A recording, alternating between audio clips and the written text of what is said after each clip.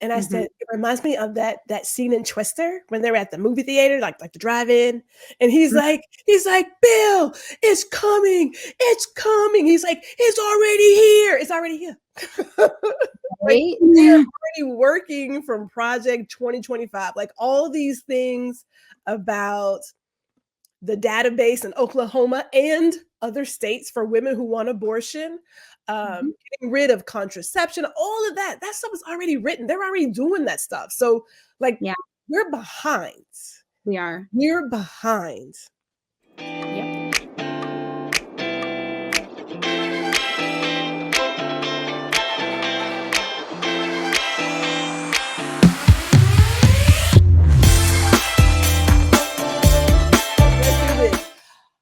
Who are you? Who are you exactly? Because we didn't even talk about who we were. Who am I? I mean, everyone knows who you are, but I am Aicila Lewis. I have a consulting company called BiCurean. I work with businesses to help them build what I call their business as unusual. I do something I call business cartography. I help them identify the landscape that they work in and then create a system that works for them. And it's a really radical idea that I think we shouldn't exploit ourselves as business owners or the community, the public, or our employees. So really stepping into this idea that you could be successful in business without harming people, the planet, and still make a profit and have a decent life. And I've seen it happen. So I'm pretty sure that I'm not making it up. And I'm a dog mama and a person mama. I have 2 grown kids. And I love video games and am currently obsessed with Hades 2. And I love talking politics with people like you who I feel like see all sorts of things differently and also the same. And I can have a really fun exchange and really get like new knowledge and expand things that I've been thinking about. So, and who are you, Gwendolyn R. Houston Jack? Gwendolyn R. Houston Jack. People call me G. So let's see here. We are a luxury photographer and then also a career coach for entrepreneurs, because entrepreneurship is a career choice. It's not just something that you do, right? So consider that. We also do a video podcast and an indie TV show. And I'm a soapbox person. I have kids. Like they're my kids are grown. I got grandkids. And I am that auntie as a little cutthroat. We do have a way with words. I do have a way with words. I love a little spice in my conversation. So I don't believe in vulgarities. Words are words. That's how I look at it. So I heard Macy. No, that's a pirate. I meant to be a sailor. But that's okay. But I enjoy having conversations and civil discourse. So I love kicking up dust. And I don't kick it up to cause chaos. I kick it up to get people to think. Like, can we just stop and think for yourself? And, you know, one of my things is creating a safe space for all perspectives. I don't care how you feel, right? All I ever ask for when people come into a conversation is to be respectful and to actually listen. Because when you're in a conversation, when you're really talking to someone, you have to hear them. And you may not hear them in the moment, like that message may not resonate immediately, but it's a very good chance once you get back and like, wait a minute, didn't she mention or he mentioned, they mentioned, blah, blah, blah. And now I'm thinking, so it's not to change somebody's mind. That's not my job. Like I'm not in that realm of changing people. Like people are humans. And you look, if you want to, you can, if you don't, whatever. But I like the idea and I believe in the idea in providing a space for conversations that say, have you ever considered this? Right? Like what else could be true? Or because you've never had that life, never experienced XYZ, perhaps you should meet someone who has. Yeah. So that's my little thing. And of course, I enjoyed chatting with you because you were always in for having like that conversation. You know what I'm saying? Yeah. You were fair game. You're like, yeah, let's do it. So I'm like, let's do it. Do it.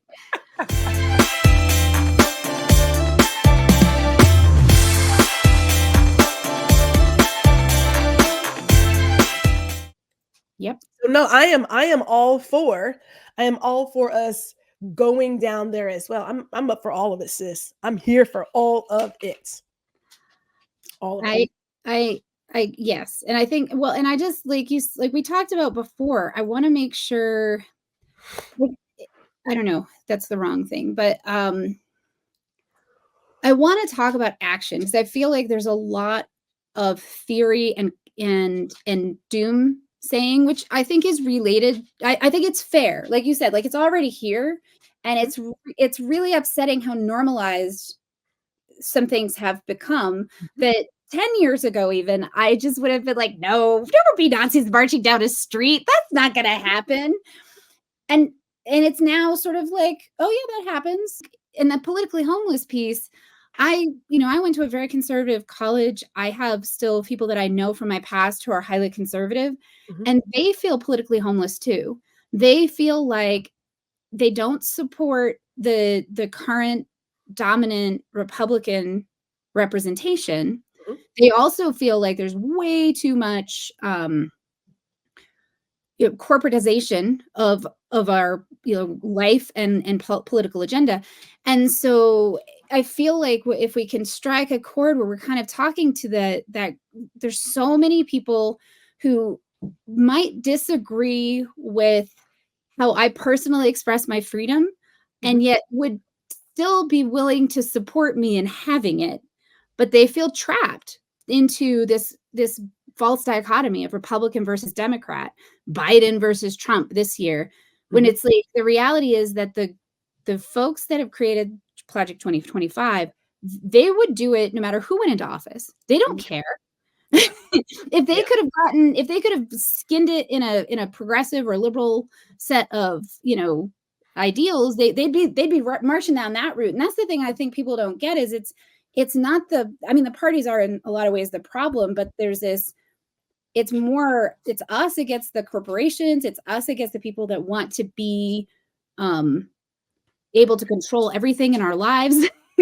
And they fear other people's freedom, right? Mhm. So it's I don't know. So that to me is but how do we talk about the actions? Because we're all so it's so overwhelming. And I feel like that's also part of the point. There's so many, it's like Hydra heads. And so every time you get rid of something, two more pop up Mhm. and it's so overwhelming. So then you're like, I can't do anything. I'm gonna go read a book or talk to my friends or something, you This know? this is here's how I described it. Funny enough, just recently. It is a perfect storm of you have a puppet for a particular party that has allowed this one organization who's been doing it for a very long time. We're talking like the Reagan years, right? Like the Heritage Foundation. They have the perfect puppet who has gotten further along than any other puppet has. Right. They don't really care who the vehicle is. They just want to get in there and get their thing going, right? Hmm. Have this going on, and it's so extreme and so ridiculous that we just feel like surely somebody's going to step in and say this is not the Twilight Zone, right? Like they're going to be like, Right. gotcha, this isn't real. So you got that, but you also have this certain level of apathy on Hmm. all sides. Right. You just Yeah. feel like somebody, as you mentioned, is going to save us. So I don't really have to work. I don't have to work. I don't have to get out there and do my part because things have been so good for so long. Prime example. It hasn't been that long that we have, and if we want to call it, been out of the civil rights era. Has not been, right? Because women are just now getting the rights, and then these bitches are taking them back already. So okay, so that's where we are. Hasn't been that long. No. So there were people who were fighting on a daily basis for all these things, and then we got a little bit of comfort. Got a little bit Hmm. of comfort, got a little bit of an illusion of power. And we just figured now that we are politically correct and we're not having people say things out loud, that Hmm. everything is great. I mean, look, we voted in a black man. What? So clearly we are making strides, we are making moves. At the end of the day, hate has always been here. We just drove them underground. I appreciate Archie Bunker. I Yeah. like Bunker. I Hmm. like George Jefferson. Tell me exactly how you feel, because I don't need the code language because it became code language. Well, Right. you're rather aggressive. Hmm. Your attitude is questionable. Cut that shit out. We don't know. So I Mhm. appreciate the straight front. Like, just go ahead and tell me exactly what it is. So you Yeah. got this level of apathy that people think, well, I don't really need to vote because somebody else somewhere is going to save us. Mhm. That's the deal. Now throw in technology where you have people painting this picture that the sky is falling. We know the little dogs bark the loudest. You Mm. got some little dogs that are really, really, really barking. So much so that people have gotten to a place of, I don't actually want to stand up for something. So I'll just stay quiet because I don't want to get canceled. And I don't want people to look at me a certain kind of way. And I don't want to be ostracized. My grandmama said it, my mother said it, my father said it. If you don't stand for something, you'll fall for anything. And Mhm. now we're so divided. I don't believe we're as divided as they say we are. You got these loud yapping dogs doing some stuff and getting mad attention. But why? Because that's what sells. That kind Mhm. of news sells. That kind of messaging sells. When people are really teaching something and making you aware, that stuff gets squashed. They don't want to talk about that. They don't want, I mean, this project 2025 has been out for a while. And only now in the past month and some change are news outlets and very, very few giving it any kind of attention or airplay. Why is that? I Why? mean, I think because Why? there's 6 people that own the media, and I think that fascism, serves their purposes because it's easier to exploit people, but Right? and but I don't know if you looked at their site. I looked at their site, I wanna say 18 months ago. The 2 sites that concerned me the most were that one and the Convention of States. They're both very specific plans to create an incredibly narrow definition of what is, supported in terms of, like, freedom, right? Like, Yeah. it and in terms of equity, right? And they the thing that it's a this the way that these concepts get co-opted and weaponized, right? I stand for equality, which means I think that white people need to be, more included because they're being discriminated against. I'm just like, that's not what happens. This is just Yeah. not what's happening. Yeah. Or the That's idea of being woke is like, oh, we can't do the woke thing. Like what? Acknowledging that America has a really disgusting, violent history. You don't want to talk about that? right. Well, and yeah, of course they don't. I mean, it's horrible. And there's this. I think about it like people are, oh, why do you gotta be so negative? Can't we just move on? And I'm like, here's a thought. I'm gonna punch you. No, let me say, I'm gonna hit you in the face with a baseball bat, and then I'm gonna put it down. And after 5 minutes, while you're still bleeding, I'm gonna say, why can't we just move on? Why are you still complaining about what happened? I mean, what's your problem? And I feel But like it's still that doesn't happening. make sense to people because they're not thinking about it in that Yeah. way. Yeah. And yeah, I'm I not know. gonna hit you with a baseball bat, by the way. Please don't come for me. I'm I not love gonna. that's a great, it's a great picture though. That's a beautiful picture of what people are saying to those who are still victimized and traumatized daily.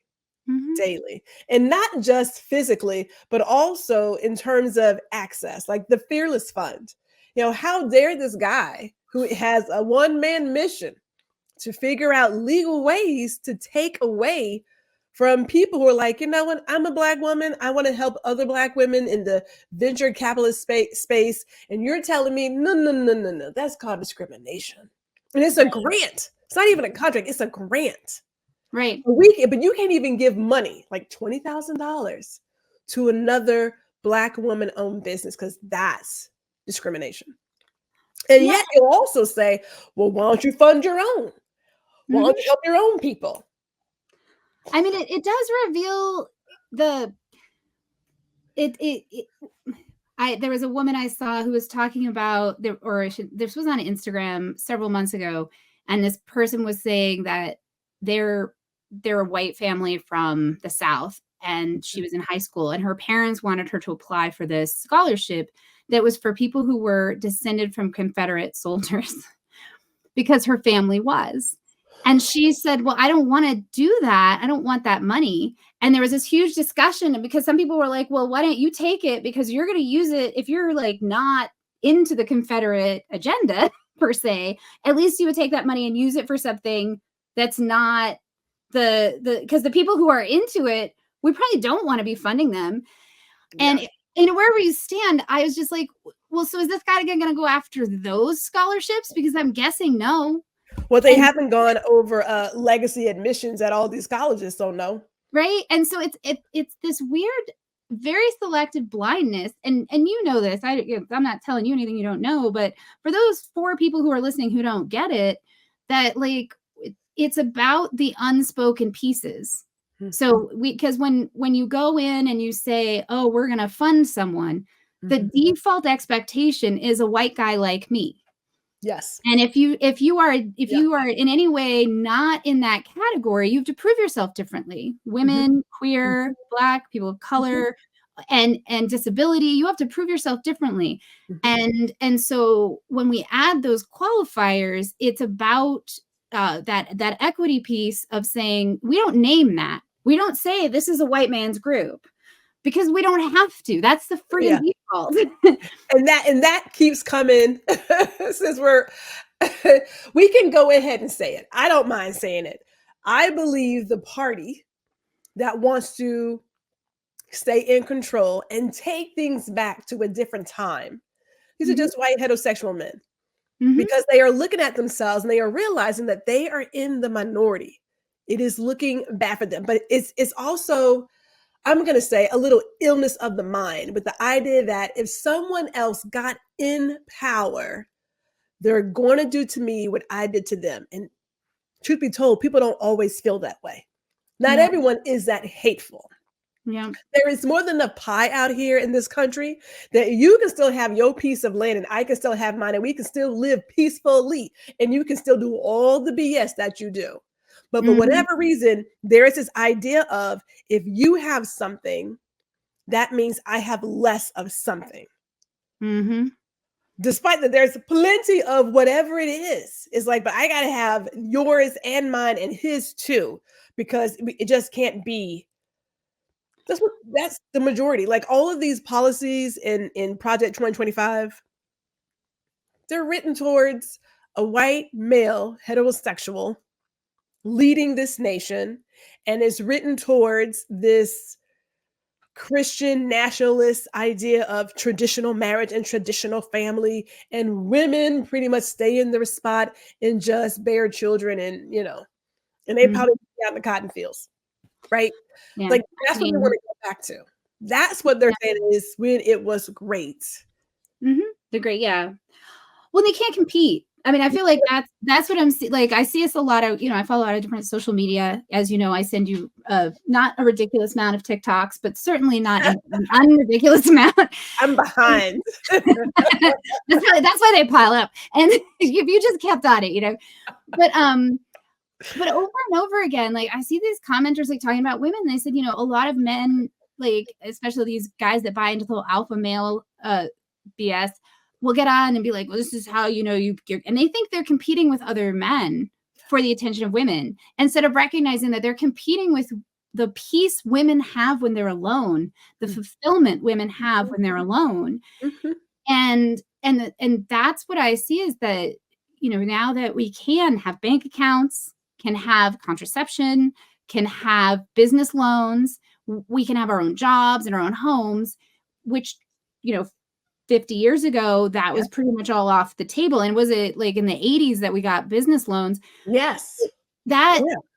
Those freedoms have made it so now we don't have to settle. We don't have to put up with things. Like there's a lot of guys online that they're like, my grandma stayed with my grandpa for 60 years and women these days won't do that. I'm like, she didn't have a choice. She didn't have a choice. She didn't have a choice. People put up with the BS because they didn't have a choice. Not some were in love. Yeah, and then there was a good set that it was just a business proposition. And now that women have a choice, they're not willing to put up with that behavior. And I feel like the people that are seeking to change things are the ones who are like, well, I don't want to figure out how to show up in this new world. I just want to make women go back to being willing to put up with that behavior. And I'm not for it. Like, oh my God. Oh man. That was spot on. That was that's another way in there. Because okay, so here's what's interesting. We know that in Project 2025, they don't want to talk about race, gender, any of that stuff. So when I talk to people and I'm like, hey, where do people like me fit in? Because this brown ain't going anywhere, right? It right. is interesting the number of men of color across the board who see themselves in that description. I'm like, now look, I know there were house Negroes and like field Negroes. I don't care which one you are. It didn't work out for either one. I'm just saying. So this idea that you believe that you are like this guy, it is just that. It is an idea. It's a dream. It doesn't work out for you. It doesn't work out for you. But it's interesting the number who believe that they are very similar or they have the same issues as, and that they are equal. Where they get that from, I'm not actually very sure. I'm really not sure. I don't know if it's I don't want to say it's self-hatred. I do believe it's this sort of I don't know. I'm going to say it's something close to dreaming or fandom or this childlike adoration that you're like, hey, I see myself in that person. And so I understand why we are here. It's like, no, you are not there. You're not, because there's like, I didn't get through all 900 some pages because I just couldn't stomach it. A lot of pages. I could not stomach it. But when I read those pages and they are very clear about some things, they're not talking about people who look like me at all. Like we're not part of that program. So when I say jokingly that I might be back in the cotton fields, it's not really a joke per se. It's not really like that's real. There is some real deal of let's go back to a different time where XYZ existed. Yeah, well, and let's stop hiding it. Like I don't know if you saw the recent, it was the last few months. There was a expose on the food in our country. And the majority of our agriculture is farmed in prisons by majority Black populations who are working in some cases on prisons that are on old plantations. Like the parallels are unbelievable. And while companies are supposed to verify that the food that they have isn't created but through forced labor, there's a lot of companies that have that. The prisons sell it to a third party, and then just nobody double checks. And so it's not even that we be going back. I think they just be more honest about the fact that forced labor is what's happening. And that one hit me. Like, I was like, oh my gosh, like once again, I knew it was bad. And I'm like, oh, but it's even worse. Oh yeah. Than I thought.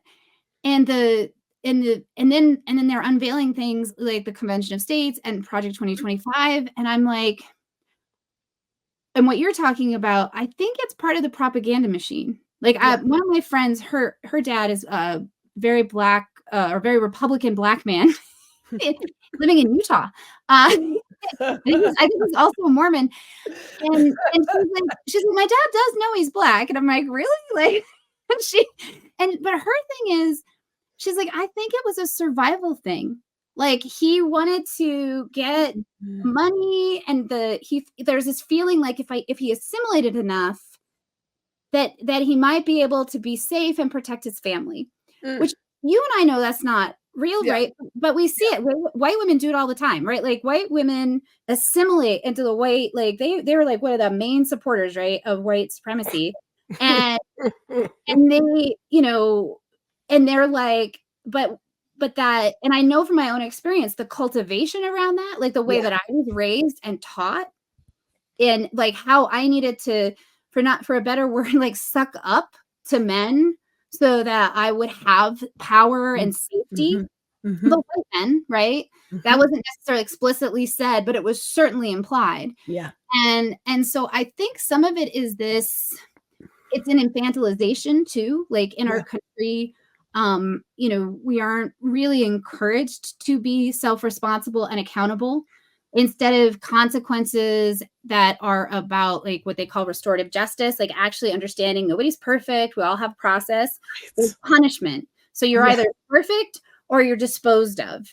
And we have to punish people, make them feel bad. We can't correct them and then trust them, right? Like that sense of trust and self autonomy is honestly quite discouraged.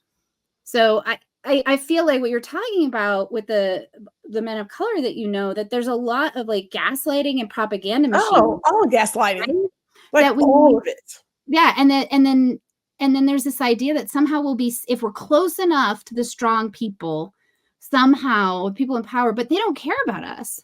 Like all the billionaires are building bunkers, right? Like they know climate change is real. The ones controlling the media, they absolutely know it. They've got bunkers, they got things out in the desert, they're buying up water rights and land all over the world. But their propaganda arm is like, oh no, don't worry about it. Just buy more fossil fuels. Because they know we're the ones that are gonna die. Yeah. They're gonna be just fine. Yes. I mean, who knows?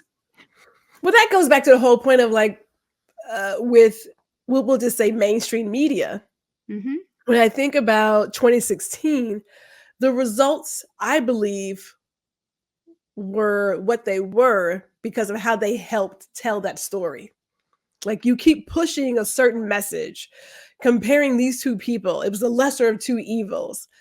And that same message is here too. Now, I'm going to say this. When people talk about, we need another option, I go back to this whole place of when you become comfortable and no one feels the need to fight, you get what you get. Now, I grew up in the 80s with a Jesse Jackson and an Al Sharpton and a Louis Farrakhan because the war wasn't over.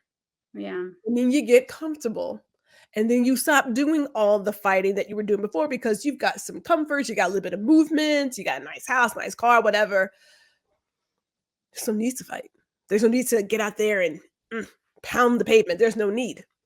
Yeah. So when you're looking for your next wave of leaders, you may come up empty. Are they the same personally? Ain't no way in the world that the people who were telling me that I don't have any rights over my body and that there should be a database tracking women who have had an abortion and that a woman should be damn near on her deathbed before they even consider saving her life. Ain't nowhere in the world those are the two same people. They're not.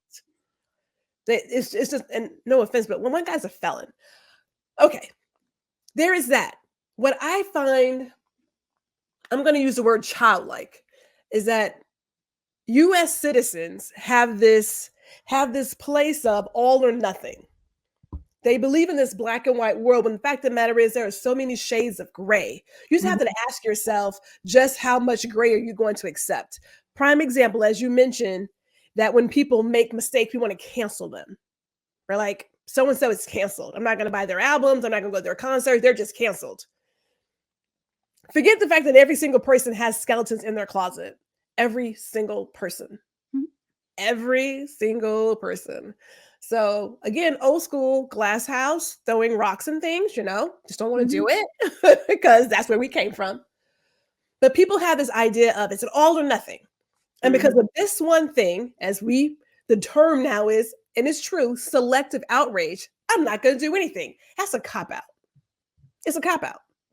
It's another way to say, I don't really want to be engaged in the decisions that happen in my community, but I want to bitch about it when it doesn't go the way I want it to go.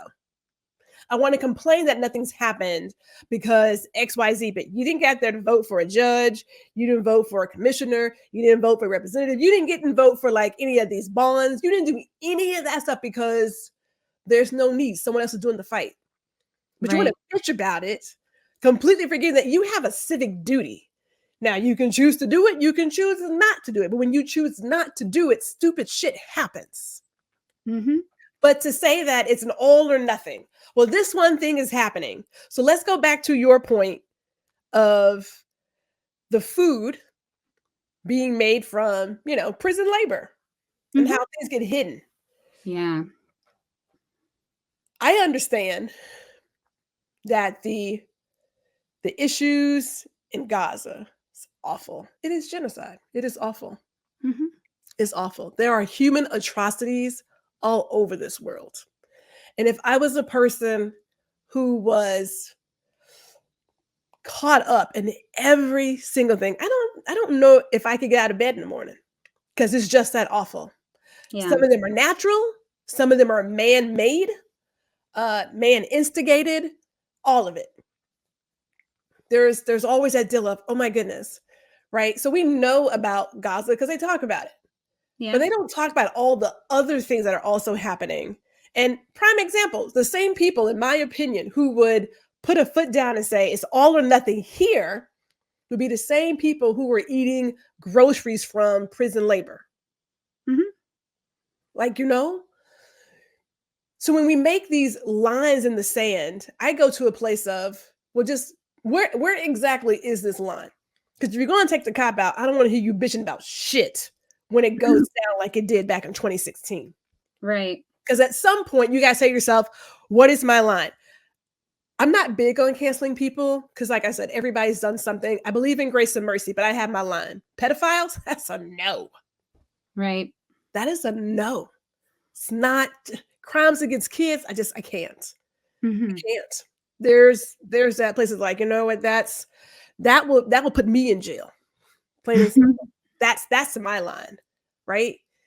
But everybody has that place. When people talk about this is awful, it's like, yeah, but you're buying stuff from a factory overseas where somebody's probably making like 2 cents on the dollar. Are you Yeah. that upset about it? Like, are you really that upset? Or we just select where we want to be upset? And Mhm. we use excuses like that to say, I'm not going to participate. I'm going to let someone else do the fight. And then when I don't like the pizza that was ordered, then I'm going to complain. No, The I think action, go ahead. Go ahead. no, I think that's a really good point, and in that, well, I was out with a friend of mine last year. We were walking downtown Denver, and we walked past this homeless encampment. We have a bunch of tent cities at this point in Denver because times are tough. And Mhm. I was just like, how am I not heartbroken looking at this?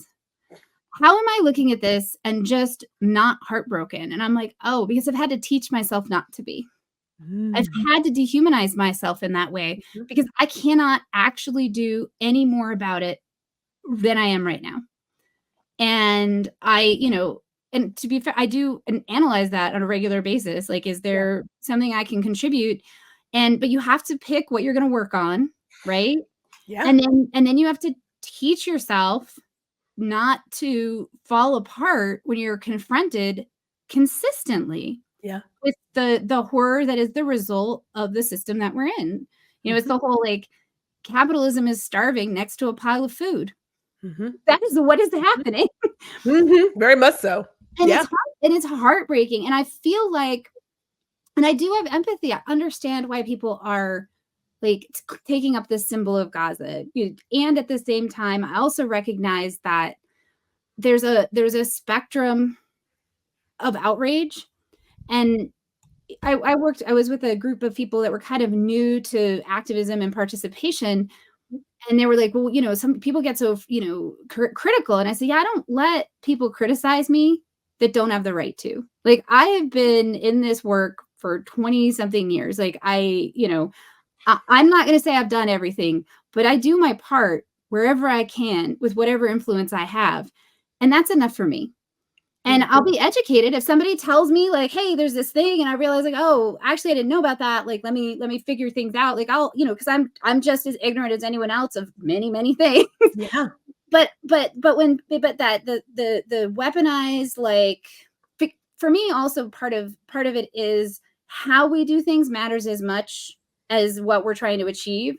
So if Yeah. someone's using the same tactics of shame and manipulation and outrage to get me to do something that they consider to be right as the people that are, in power do, I'm not for it, because I don't think that I don't think we get to where I think we go. And that's what I'm committed to, which is people who are guided by their own values and seeking to contribute to their communities and society and trusting themselves around that. Because my feeling is if you always trust the loudest voice in the room or the people that make you feel the worst about yourself, you're just easily flipped.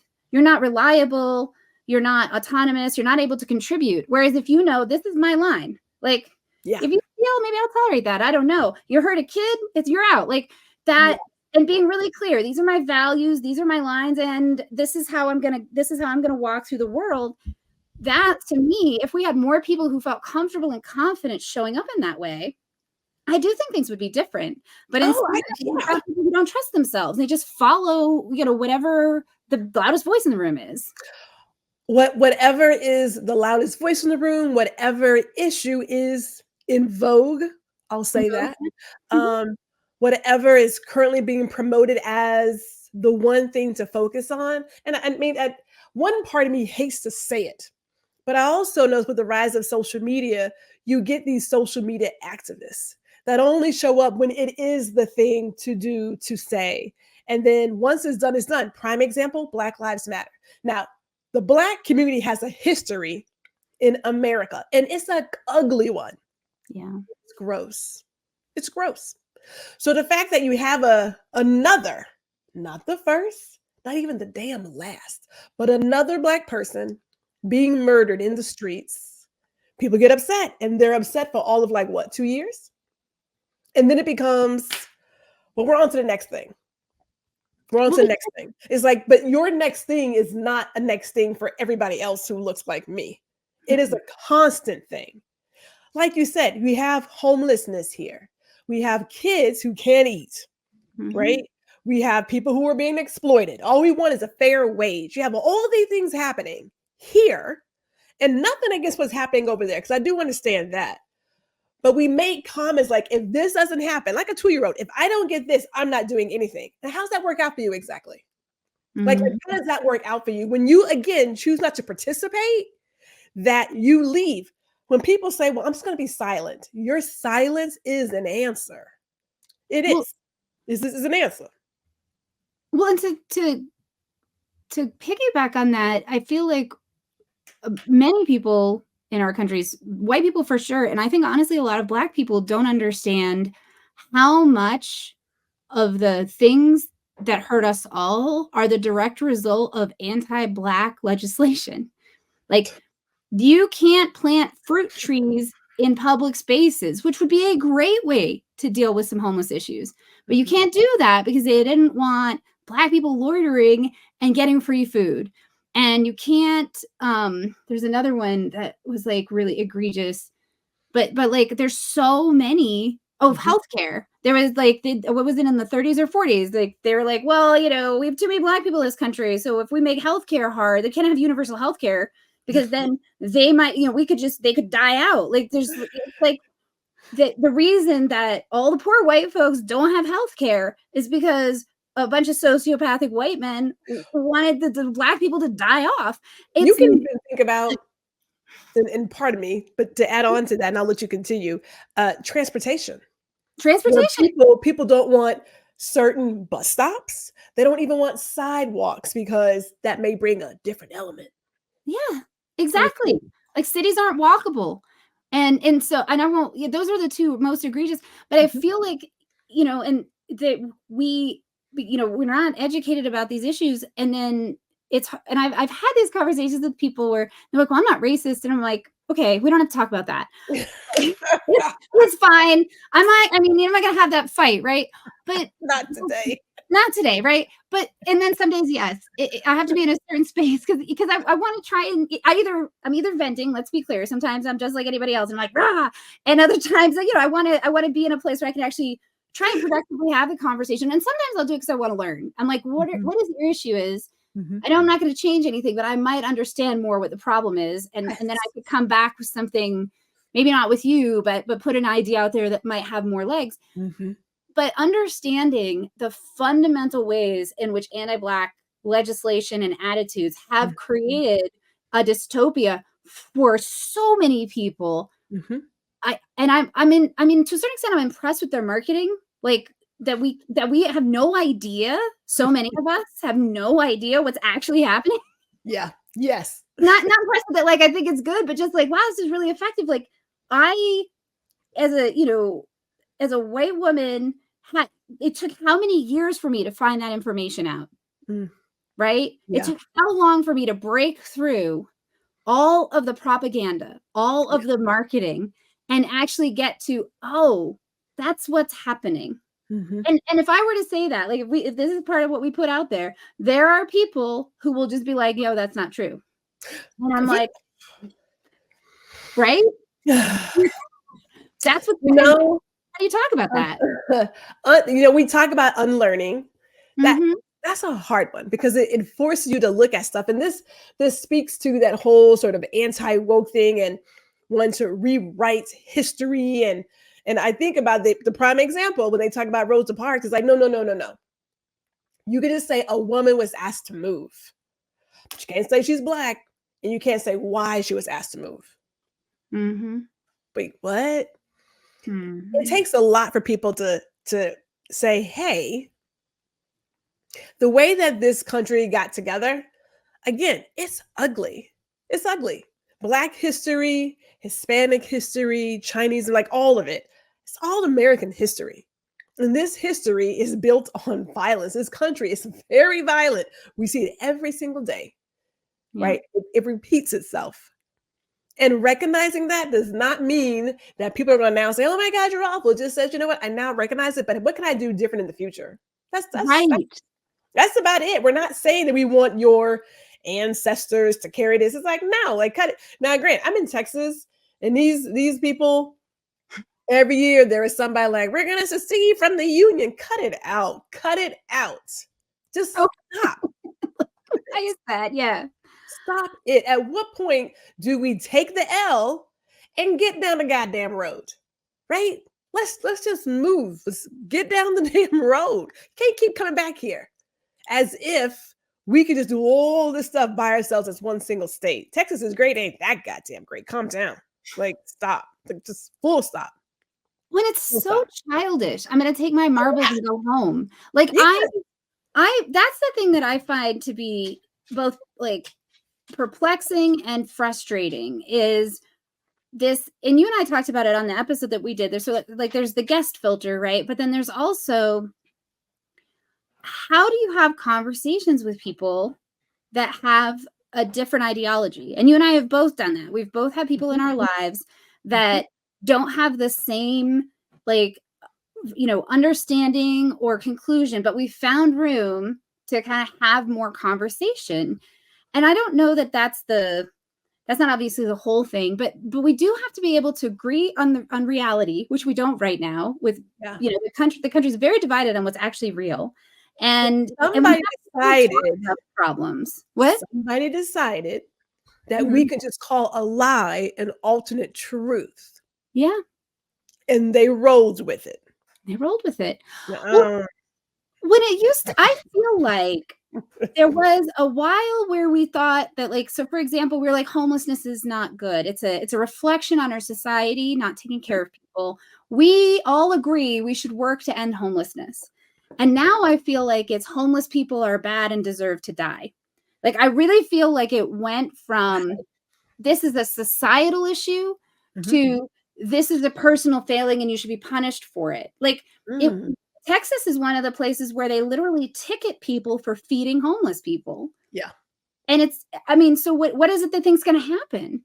If you don't feed them, maybe they don't say explicitly they deserve to die, but all of the behavior indicates that there is literal, like, a genuine lack of care Yeah. for their life. And I personally believe the way that you treat vulnerable people as a person and as a society, that shows you who you are.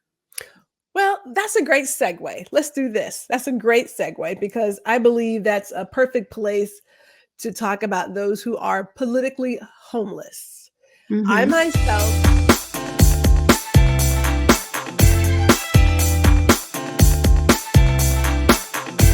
as an independent. So depending on what's on the table, I'm gonna go here and I'm gonna go there. I will say right now, what is being presented on this other side, that's bullshit. Because all of that is against me. And what we're not going to do is go against my best interest. Like, not ever. Mm-hmm. Ever. So as a woman and as a Black woman, what we're not going to vote for is for people who want to make me Susie Homemaker and Mm-hmm. Donna Reed Yeah. and do the whole Handmaid's Tale. Like, ain't nobody doing that. So there's no way that I could ever say, yeah, I agree with what you're putting down as values. I cannot get behind people who are saying we want to go against IVF treatments because we don't want same-sex couples and single women to have babies. Right. What? Mm-hmm. Okay. So yeah, I can't even get with that. I can't get with a party who believes that kids don't deserve to eat at school. So we're going to cancel the school lunch program. And at the exact same breath, tell me, well, we're about family. Mm-hmm. We're about family, and we're about, raising healthy babies and saving the sanctity of life. But the moment that kid is here, it's like, you're on your own, deuces. So I can't get down with that. Like, that's just a no. What I want to say for those who are politically homeless is that you got to look at it and say, okay, if I have to go to bed at night, what do I feel good going to bed having voted for?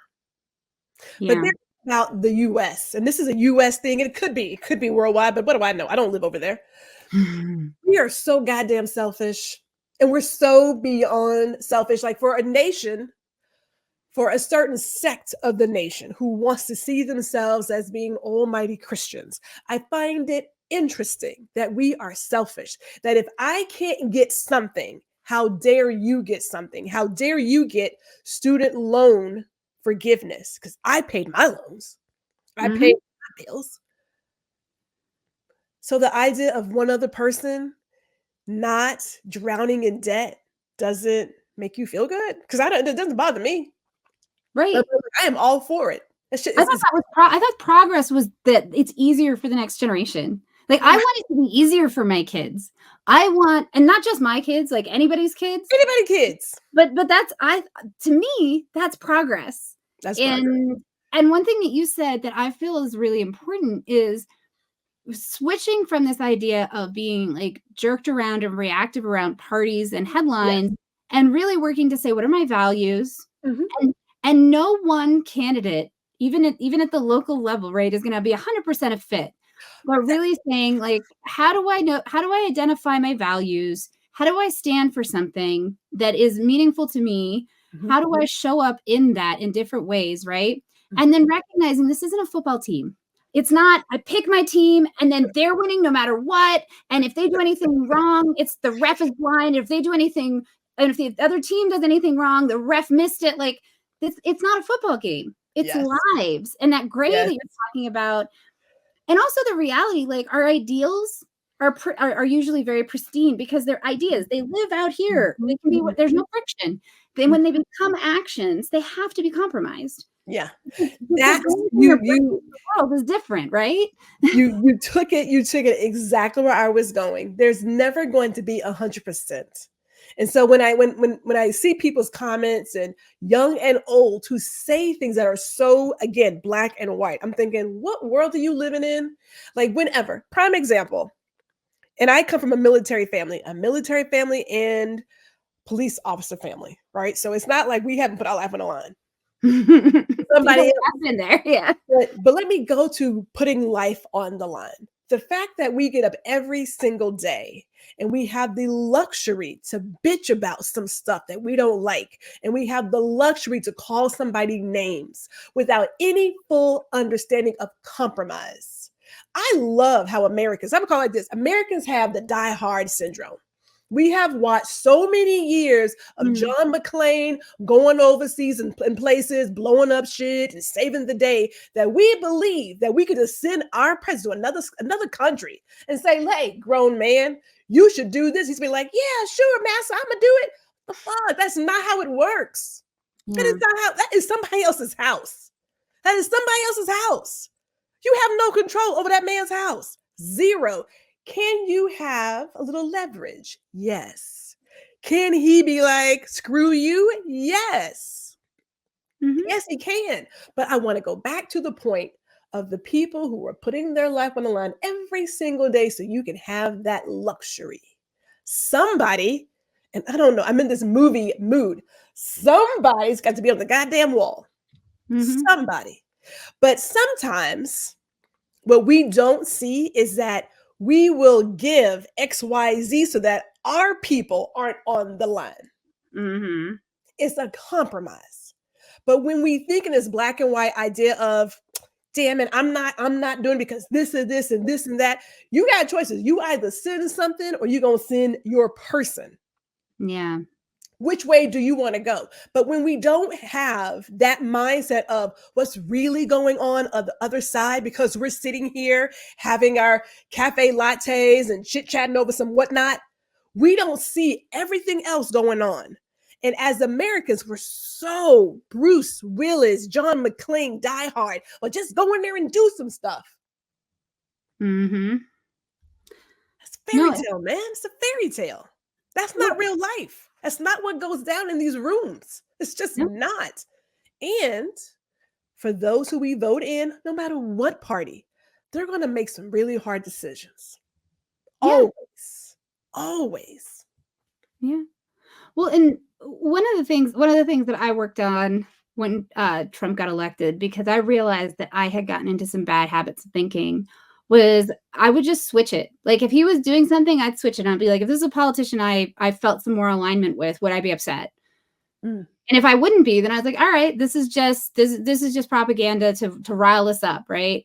And I'd mhm, switch it the same thing. Like if it was a politician that I felt was more aligned with my values and they did something, I'd be like, if someone I didn't feel aligned with did it, would I be mistrustful? And the answer wasn't always yes or no, but it was a really good habit for me to get more of a sense of where I was being like riled up mm, because of the ways that the media is really good at getting us going, and where I was actually, no matter who did this I wouldn't be cool with. And yeah. that's a challenge I have for people too. Like if you're, because I have a lot of liberal progressive friends, and I feel like because of my history, that's where I have more ability to influence thinking, right? Like if I talk Mhm, to conservatives, they sort of assume I'm not for them. And it's interesting because I have certain alignments with values across the spectrum, right? Because I don't feel politically aligned with a party, but mhm. I do have that. And I'd say, all right, so let's say, can you think of one thing that Trump did that you appreciate? If you can't, you've probably been propagandized. And if you can, and same thing, like if you're a Republican and you can't think of one thing that Biden ever did that you appreciate, you're probably not actually paying attention. Yeah. And similarly, because like I can think of a few, honestly. Like Trump is the one that signed the executive order to look into missing and murdered Indigenous women. He's the one. Mhm. That's the like, and that's a really important thing. And I mean, I'm not going to give you a list of 70 things, but I can give you a few that I can say, no, this was stuff that actually was really good for people and was needed, and no one else was doing it.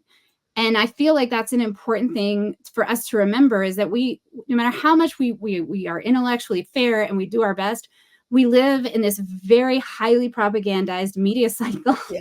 that is not I about agree our with that. interests.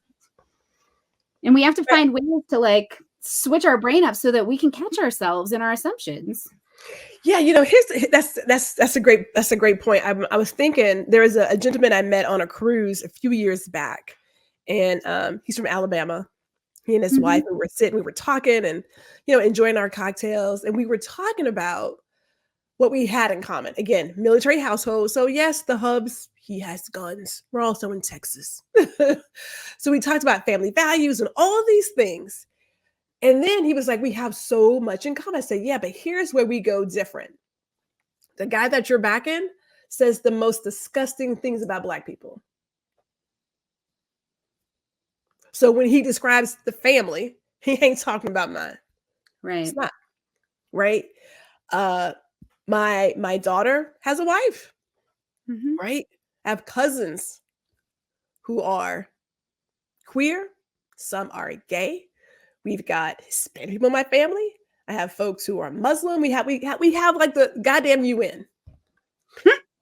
So I said that's where we have to like say, no, we're not the same. Right. Because like up until that point, we were just talking, and he and I both were like, yeah. I said, but this is where it changes for me. Because what we can't do, what I can't do, here's my line.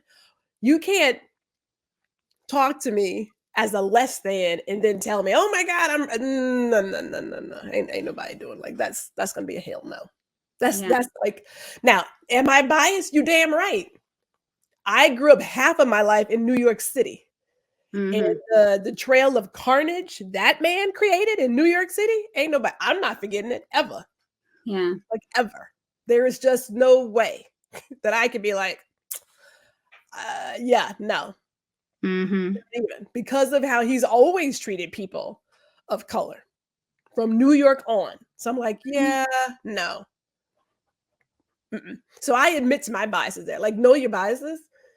But that for me is where I say, okay, so what's my line? That's my line. Yeah. But for those who are politically homeless, as we say, I don't know if you have to, you don't, depending on your state, do you have to pick a party? I don't think so. I go back to stop and say to yourself, what's going on and what's being presented. I don't know. I mean, I have friends who were Republicans, and then somewhere around the time when the Tea Party people came in, they were like, and it's changing. And it really has changed. You can say it was overnight, but ain't nowhere in the world you can tell me that you're going to be in a place where you have people who are clearly white supremacists and you not say nothing.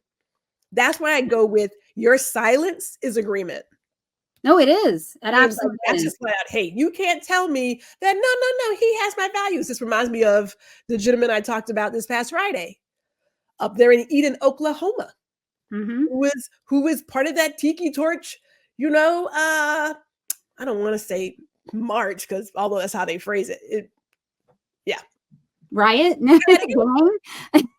I was like, how do we want to phrase it? He got in, he was voted in. And it was only when two women were like, whoa, this guy has ties to white supremacy, hate groups. And they asked him, hey, what did you run on? He said, I ran on all the same values that Donald Trump did. And he ran on the media and their anti-white rhetoric. Okay. So when I say, when you back a certain horse, sometimes you are who you are, and you may just have to recognize who you are.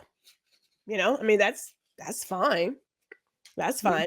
But if for the GOP to be as big as it is, and for people to not say anything, but rather retire, I'm just like, where's your character and where's your integrity, man? Like I just don't understand. That part I don't understand. Like, how is it that so many are willing to get in line? And I don't know for what power. I don't know what they're getting out of it. Like, how is it that so many are willing to get in line just to? It's like you do know what's being. I think it goes back to what we talked about at the beginning. They really do believe they'll be okay. They don't think they're gonna get, my conspiracy theory brain is like, so they're imprisoned in their homes or something. Like if you step out of line, they disappear you. I mean, I don't know. And that's a little, I mean, I don't know. I don't know we've seen this. I mean, we've seen this story in other countries like Hungary. Yeah. Right. Like we've seen the story. You got the Heritage Foundation with a database of people who agree. They are like-minded, so that when they get in from day one, they have boots on the ground. What they're writing is not a fairy tale. These folks believe in this foolishness. They actually believe in it. So then it's up to us to say, okay, do I want to be the kid and believe in Santa Claus and the Easter Bunny? It'll all work out. Or do I have to say, I need to take some action because this has gotten kind of out of pocket. Again. So we have this choice of, and there was someone who was like, I'm so sick of all the fear mongering. See, it's not a fear mongering thing when that nightmare is real. Like when you look outside your window, that's not pretend. I hate that. I hate when people are like, don't worry. I'm like, I'm not worried. I'm planning. I'm addressing a problem. What's that? And I'm gonna butcher the drug. The drug to help women move miscarriage, minestrone, misapropos here. Let me look it up. Thank you. Thank you. Because I'm like, what The you're fact talking that now is a felony to have it, right? In Louisiana, Yep. right? So when people say, "Oh my God, that's just not real," again, it's Misoprostol. there you go. Thank you, ma'am. Mhm. Thank you. It's already here. They're already doing the things that they want to do. All of it is laid out. It is a well, I won't say well written. Well, I guess it is. It is well written. It's like 900 pages, but it is a well thought out plan Right. for Well, and every facet of this government. So when you see some of these polls and they're like, people want change, but you didn't tell them how it would change. You didn't tell them, Mhm. hey, they're going to wipe out all of this that you've been counting on all your life. You didn't tell them that.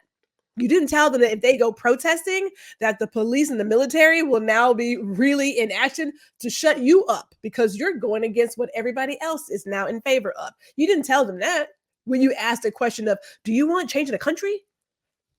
Yep. Yeah. But like the other thing that I think about is unladen self-interest, right? Like that was sort of the premise of the, I would love to go back to that, which is, the idea that I don't have kids, but I want to invest in the school system because I want an educated population. Although maybe our school system doesn't get you there, but still, I don't. And that what you're talking about too, like if I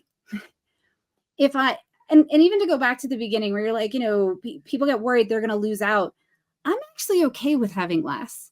Like, I think it's okay for people to say, you know what if I took a little less and we spread it out? How, we have so much abundance and I'm not talking, there's obviously we have homeless people, we have people who are genuinely poor, but the number of people who think they're poor because they can't buy a new car or something, I'm like, that is not poverty. Yeah. Like when you say I can't afford to go to the movies, what you really mean is I choose not to prioritize that expenditure, which is great, but it's not being poor. Yeah. And I feel like, that, and I get it, like, because we don't have healthcare, because we don't have, some form of social safety net, people are so afraid because they can't have enough. Like, if you sit down and think about all the things that you have to cover, if they go wrong, you're like, I need like $6 million. Yeah. And then you start hoarding, and that's the problem. Mm-hmm. A problem, I should say. So, someone said recently at a conference I went to, she said, we don't live in community, we live in society. And I was like, yeah. And I think we need to work on building more community. Yeah. We need to, and we need to come together and stop. I don't understand this fear. I mean, I do understand the fear of women being independent because there's a small vocal part of the population that is like afraid that they won't have a chance if we aren't dependent. But the larger majority that I don't think is that desperate, they're supporting it. And that's the part that's really hard for me. It's similar to what you're talking about, like the vocal I hate women guys. Yeah. You don't do with them. But the 100 guys that like support that guy and don't say anything, those are the ones that are the problem. Yeah. Well, I mean, we'll clearly have to get this on our next round, but the number of women who hate women too, yeah. Oh my gosh, yes. I mean, 'cause think about it. A lot of these policies would not be in place if there wasn't some woman supporting it. Yeah. Plain No, and there are a lot of women that don't like and women. simple. I mean, women can be just as misogynistic as the next man, literally. Yeah. No, and they get away with it more because they're like, I'm a woman, I can't be misogynistic. And I'm like, well, yeah, you can. Yeah, yes, you can, right? So we'll definitely have to come back and do that one. We'll have to come back and do that one. So let's say this before we go into something else.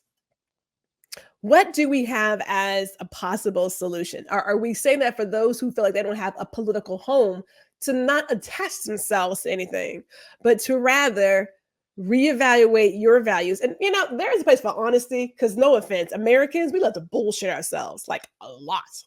Mm-hmm. We live in la la land. Like we live there all day. So we like to BS and say, oh my God, I'm so. It's like, no, you're not. Cut that shit out. Because we claim to be patriotic until the veterans come home. Mm-hmm. And then there are a lack of resources, and you know what? Different day for another topic. Let me not do it. Let me not do it. So Yeah. what are we saying? That for those who are politically homeless, reevaluate or truly look at your values and vote with that versus looking at the vehicle that is being used. Yeah. Is Well, that okay. because I would say also not get distracted by the big things, like the big pony show about the presidential election. there you Like, go. yes, Yeah. but the reality is our country's too big for any one candidate to represent us in any way.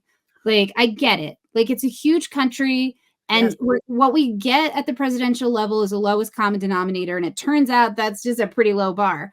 Yeah. However, go ahead and vote for whatever, but like put your effort and energy into local state politics, into your representatives, get to know them, and Mhm. really start. Like, especially if you're like in a district that doesn't have the same level of respect for your values. Yes, there are some representatives, and I won't name too many names other than maybe Lauren Bobart, who Ooh, girl, you who know they're me. they're not very realistic. So they're not very, but the thing is, most of them that get into it, because I've worked politics and supported local campaigns. They do it because they care, Yeah. and they get are the people that are pissed. And Yeah. if you call them, you go show up, you talk to them, and you say, "This is important to me. This is why." Mhm. You can have an impact and a difference. So if all of us who are sitting here going, Project 2025 is terrifying to me, go talk to your representative. Democrat, Republican, Mhm. Independent, Libertarian, Tea Party, Green, I don't care. Yeah. Go talk to your representative, because they have to listen to you, and tell them that you're concerned. And if they're not listening to you, get other people to go and just really try to get, because I don't think that the presidential election, I don't think we should put all our eggs in one basket, is all No. I think we need to get more baskets. We need all, well, okay, so again, different time of growing up, but in my household, my parents were clear. Now, again, I'm not coming from too far along from parents or a mother who picks cotton. So we're not Mhm. that far removed. So for us, we would sit at the table with the newspaper discussing what were the issues, pro and cons. They didn't tell us how to vote, but we were allowed to ask questions and dig a little bit deeper. And they took us to places to hear the candidates and get into it. So voting was not just you have it. It was what you do matters. What you don't do matters. Both things have an impact. So Yeah. recognize your impact, right? So when I think about beyond becoming involved with the local level, I also think about people just getting back to their civic duty. Like, you have a duty. You don't have to be the person who gets out there and runs for something. It doesn't have to be you, but use your platform the way you see fit. Now, if you're going to spread propaganda, I would advise you not to, but that's just me. But if that's how you feel, fine, whatever. Mhm. But we all have a voice. Every single person is impacting somebody else. Like we used to talk about in my old job, the wake of a boat, that when the boat leaves, there's this ripple effect, right? That comes behind it. And it can be hours later, but that ripple is still there. Every single person has wake. You may not know it, but in your group, you could be that person that people turn to when they have questions or need advice, or you got your pulse on what's going on. Not that you should sway people, but it should be a matter of, hey, let's talk about being more active Mhm. versus just posting something and being this. I hate to say it like this, but it's this social media activist. Like, let's Oh, well, really get into some stuff. Like, get into it, because activist mainstream is what media I is call not. it. Thank you. Mainstream Slacktivist. media is not where it's going to be. Like, No. that's not where we're getting our news. But every single person has an impact on someone else in their circle. And if you can tell your family, friends, loved ones, strangers off the street, hey, you want to see something different? Get your ass up and do something. Stop Mhm. bitching about it. You want to tell the people what they should expect from us? Yeah, I think that's a great idea. So next our next episode, we're going to dig in really more into Project 2025. We're going to download the manual. We're going to get into some of the statistics. We're going to talk about some of the specific impact on life. And we know not everyone's going to agree with us and everything, but we're really hoping that you'll tune in and kind of go through what, like, why we are concerned, why not just us are concerned, and some of the actions that we think might be helpful. And you know, obviously we're going to post this places. If you have ideas, let us know what you think. And then, and some of it will be a little free form like this. Some of it will have a little bit more prepared. We're also going to talk about surveillance culture at some point. I don't know if that's the third one, but it's on the docket of things that we talked about. Let me look. I have it up here. Oh, bodily autonomy. I'm excited about that one. Yeah, right. And the different ways that plays out. And then we'll keep going. I mean, every time G and I talk, we come up with 8 more things we're interested in. So Yeah. we'll see how that goes. We just need, and I'll leave it with this. Because as you know, I keep a notebook of topics, and when you talked about community, I thought to myself, I remember literally being able to go to my neighbor's house and ask for 2 eggs, ask for a cup of sugar. And it was not this crazy notion, and you didn't get shot when you knocked on the door. And we have moved away from being a community, talking to each other and seeing each other as humans, to a place of silos. Yeah. You say operating in a society, thinking that it's me against the world, and it's just not. The human experience is better with other humans. Yeah. You're a good human, Aicila. You're a damn good human. Hey, right back at you. We'll build a community one person at a time. Amen. And then I look forward to that so much. All right. Okay, see you guys next time.